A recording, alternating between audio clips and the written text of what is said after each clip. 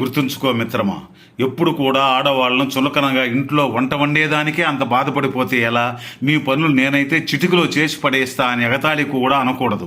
ఎందుకంటే వాళ్ళు ఇంట్లో ఎంత పని చేస్తారో తెలుసా? విను. పొద్దున్నే లేచి పాలుగాచి కాఫీలు పెట్టి అందరికీ ఇచ్చి, పని మనిషి రాకపోతే ఆ పనులన్నీ చేసి, పిల్లలను నిద్రలేపి వాళ్ళకు బ్రష్ చేసి స్నానాలు చేయించి డ్రెస్ వేసి షూ పాలిష్ చేసి బుక్స్ బ్యాగ్స్ సర్ది పిల్లలకు బ్రేక్ఫాస్ట్ తినిపించి లంచ్ బాక్స్ రెడీ చేసి స్కూలుకు పంపాలి. ఈ లోపు అత్తా మామలకు కాఫీ ఇచ్చి మన దగ్గరకు రావాలి. మనకేం కావాలో చూసుకోవాలి. మరలా అందరికీ బ్రేక్ఫాస్ట్ రెడీ చేయాలి.